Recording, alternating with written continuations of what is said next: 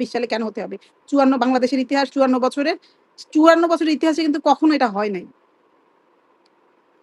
রাজনীতিবিদদের কাছে রাখা আমাদের আমানতটাকে তারা আমি মনে করি আমার দৃষ্টিতে খেয়ানত করেছে এবং ১৮ কোটি মানুষের এই যে বর্তমান বাংলাদেশ কাদের হাতে পরিচালিত হচ্ছে, যেহেতু আমরা দেখতে পাচ্ছি একটি স্বাধীন সার্বভৌমত্ব রাষ্ট্রের স্বাধীনতার সবচেয়ে বড় প্রতীক এবং স্থান, পবিত্র জায়গা, ১৮-২০ কোটি মানুষের আস্থার জায়গা, যেটি হচ্ছে সংসদ ভবন। সংসদ ভবনের দক্ষিণ প্লাজায় আমরা বিদেশিদের যে উল্লাস দেখেছি, সেটি কতটা ভয়ঙ্কর বা ভালো কিছু হবে কিনা ভবিষ্যতে বাংলাদেশের জন্য।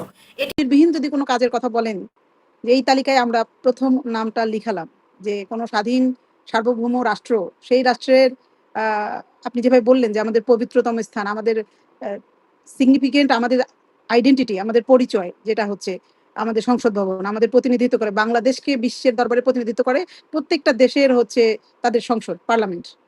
সেটা যেভাবেই হোক, ডেমোক্রেটিক বলেন, রিপাবলিক বলেন, সবারই কিন্তু এই স্থানটাকে এত গুরুত্বপূর্ণ করা হয় এবং সেখানে কখনোই বিশ্বের কোনো দেশেই পার্লামেন্টে কখনো অন্য কোনো দেশের, ইভেন নিজ দেশেরও অনেক খুব বড় প্রোগ্রাম ছাড়া করা হয় না। যেমন ধরেন কাউকে শ্রদ্ধা জানাতে, কারো প্রধানমন্ত্রী, দেশের বড় কোনো নেতা, বড় কোনো মহীয়সী, এরকম মহান মহীয়সীদের যখন কোনো মৃত্যু হয় বা বড় কোনো উৎসব, সেইটা হয়তো দেশের ভিতরে আমরা উদযাপন করতে পারি, করে সাধারণত। কিন্তু অন্য কোনো দেশের যতই বড় উৎসব হোক না কেন, আমার দেশের পার্লামেন্টে, এটা তো আমাদের অডিটোরিয়াম না যে ভাড়া দিলাম, খরচ টাকা দিয়ে তার জায়গা কিনে নিল। এটা তো আমাদের স্মৃতি, আমরা আসলে এক ধরনের হেফাজত করার জন্য দিয়েছি। আমাদের আ সকলের যে আমরা বলি না যে আমাদের টাকায় দেশ চলে, সরকার চলে, ট্যাক্স আমরা দেই, তারপরে সংসদ ভবন চলে, নেতারা চলে, এমপি, মন্ত্রী, প্রশাসন সব চলে।